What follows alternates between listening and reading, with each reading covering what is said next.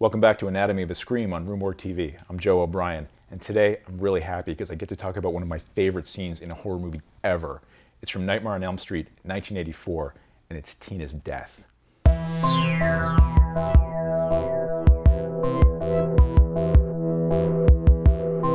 The first time I remember seeing Nightmare on Elm Street was on VHS, probably about 1985. It was brand new. I had seen late night TV commercials. Appropriately, I was kind of an insomniac as a child, and I kind of still am as an adult. So that's a movie that definitely appealed to me. The idea of a creature from the nightmare world. It was like, yeah, I get that. I remember distinctly seeing these kind of grotty lo-fi TV commercials for it, and they didn't really give you a sense of what the movie was about, except that there are nightmares and there are strange images. And I particularly remember the high-angle shot of Freddy Krueger walking through the jail cell bars and being kind of blown away by that, because it looks a fairly primitive-looking effect now, but at the time it was like completely unexpected. And that was kind of the cool thing. It wasn't just going to be a slasher movie. It wasn't just going to be a guy with a knife hiding in a closet ready to kill somebody. There was something different about this. There was something supernatural and imaginative, and it seemed different, but it also, because it's this low-budget movie, it also has this kind of grotty quality. So there's this weird atmosphere going on, and that drew me to it immediately. I remember seeing, before I ever saw the movie again, I saw a special. It was on Entertainment Tonight, and they did a piece on what we're going to talk about today, which is this huge rotating room that they built. I kind of couldn't believe that they were showing this at the dinner hour on Entertainment Tonight, but there was this huge geyser of blood that comes up out of Johnny Depp's bed and splashes against the ceiling. And it was just kind of a fluff piece on a piece of technology that had been built for a movie. And it was like, here's this low-budget movie, and they built a big rotating room, and isn't that hilarious? But that was my first exposure to it, and I couldn't wait to see it. I was too young to see it in theaters, but the second it came on VHS, man, I was there. Wes Craven's first two films, The Last House on the Left and The Hills Have Eyes, were both about civilization coming under attack from barbarism, and watching that civilization fall away into barbarism as a result. Nightmare on Elm Street is about the rot at the core of the American dream. The idea that that this bright, shiny exterior is coming apart from within. It has a lot in common, interestingly, with Halloween, which had come out only a few years earlier. Both films are set in small towns. Both films are centered around teenagers being threatened by terrifying killers. But Halloween had this kind of rosy-eyed view of suburban America and small-town America. Haddonfield, Illinois was basically a very pleasant place that was being attacked by an outside force. Michael Myers, though he had come from Haddonfield as a child, is very much portrayed as an intruder into this kind of pastoral world. The small-town America of A Nightmare on Elm Street is filled with divorced parents and broken homes and kids who are kind of lost. This idea that baby boomers have kind of disconnected from Gen X, and their teenagers are doing the best they can, but they're isolated, and that actually makes them more vulnerable. Nobody's happy. None of the people are happy in Nightmare on Elm Street, even before Freddy shows up. There is this sense of encroaching doom. Now, Wes Craven's a pretty smart guy. I should say Wes Craven was a pretty smart guy. May he rest in peace. But as a filmmaker, he wasn't just there to scare you. He was interested in psychology. He was interested in sociology.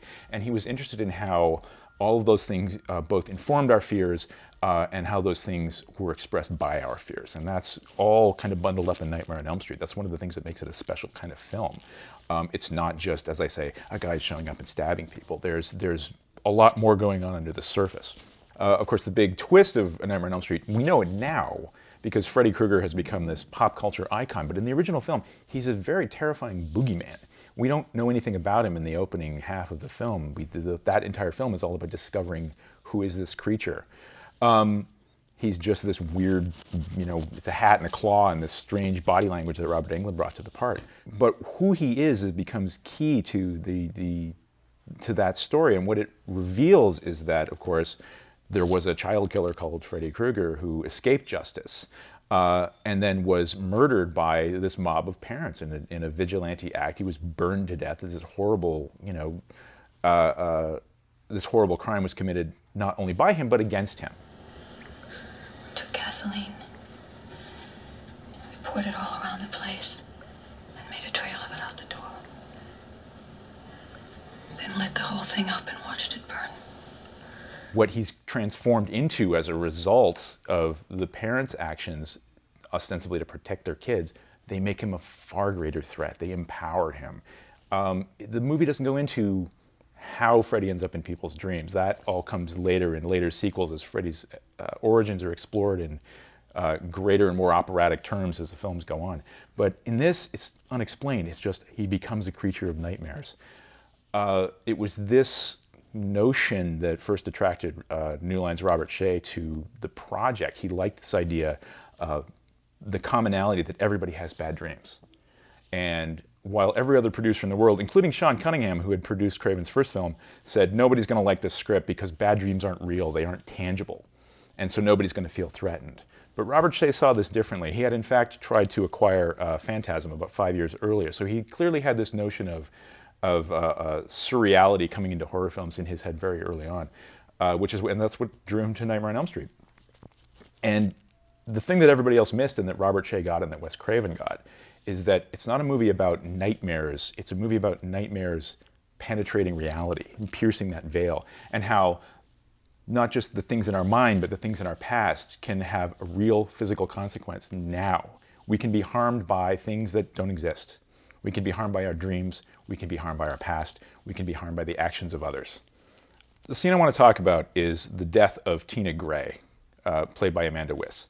She is set up in very much like Janet Leigh in Psycho to be the heroine of the movie. Heather Langenkamp's Nancy is presented as almost a supporting character.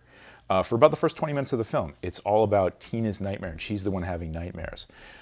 In the course of the film, her mother, who is divorced, has left home and she's left alone. So Tina is left alone at home, and she's being plagued by these nightmares by this creature who is lurking around and seems to be having at least some kind of physical effect, because she will wake up and find slashes in her night clothes and things like that. So she's very off kilter. So she invites her friend Nancy and Nancy's boyfriend Glenn, played by Johnny Depp, to stay over and just keep her company. They're interrupted by Tina's boyfriend, Rod Lane, played by Nick Corey, whose name is actually Jesus Garcia. He adopted a nom de plume because Latino actors were not particularly popular in Hollywood in the 1980s, and so his agent actually suggested that he pretend to be Italian, so they gave him the stage name, Nick Corey.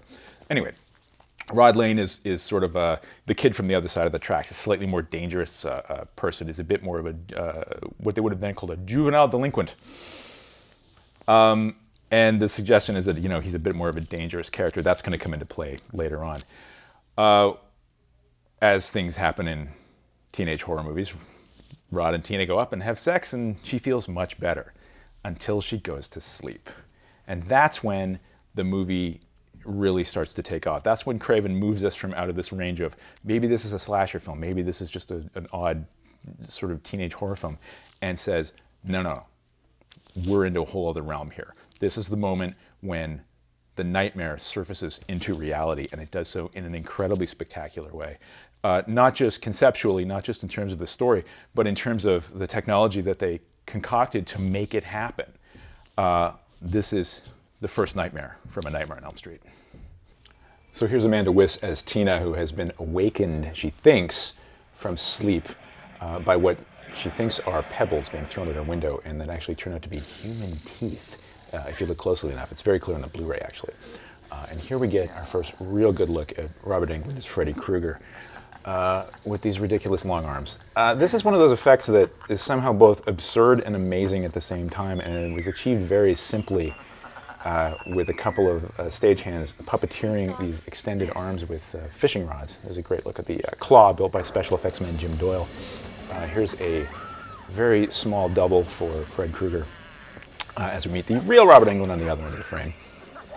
What we're about to see is a pretty cool little effect that looks like an optical, but it was actually achieved in camera using a beam splitter as Freddy jumps out from behind this very thin tree. It was actually achieved in camera. Pretty impressive piece of effects. And we're about to see an even more effective one after we slice these fingers off. And we get our first look at Freddy's macabre sense of humor and the way that he likes to toy with his victims before the kill. We're about to move into Amanda Wyss's character waking up for real and seeing, for the first time in Nightmare on Elm Street, this idea that the nightmares can actually become physically dangerous and, in fact, quite lethal. This set was built on a giant rotating gimbal. It's sort of, imagine a huge hamster wheel. And it was perfectly balanced. It could actually be rotated by a single push from a single crew member. After she gets wired up into the air here, we're going to see exactly why this rotating room was created. This is an incredible effect. It had been done a little bit in a Poltergeist. It was, in fact, which was a much bigger budget movie, but not nearly as effectively deployed as this movie. And here she goes up the room. As they rotated the room, of course, walls became floors, and then the ceiling becomes the floor. Actor Nick Corey is strapped to the wall, along with cinematographer Jacques Hyken. Even his hair is glued down to keep it from waving around. They've done a lot of work here to really sell this. And it's so simple and in camera, but it's an incredible effect. We don't see it for long. There was a big splash of blood when she landed. They got cut out to give them the R rating.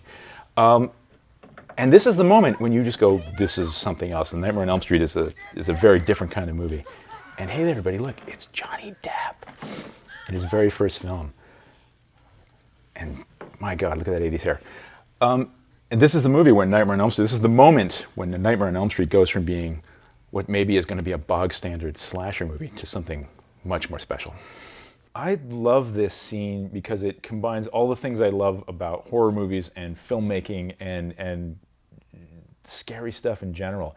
It's unexpected, it's completely off-the-wall bananas, it's really original. Like, no one had really seen a moment like this. They were inspired by, of all things, Fred Astaire in Royal Wedding, dancing up and in the scene. That was the original idea. As I said, Poltergeist had done something similar with a rotating room with a much bigger budget. And it's not half as effective as this, partially because it doesn't really serve a narrative purpose in Poltergeist. It's just a show-off move. It's like, look what we can do. But with this scene, it's like, it's the death of a major character. It's essentially the shower scene from Psycho. If the shower scene from Psycho involved a woman flying up the side of a wall and across the ceiling. It's a bloody shock. It completely blows the doors off what the movie's about to be. You think you're watching something. After this, all bets are off. This is a brand new kind of film. And this is going to drive not just this movie, but a franchise that continues up to this day.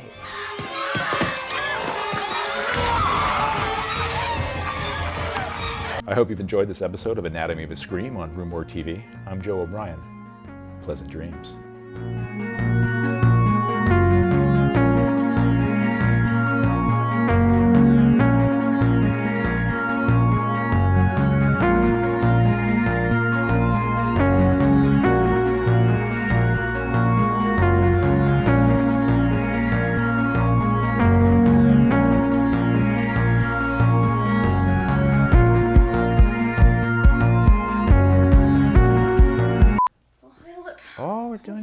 We're doing color charts.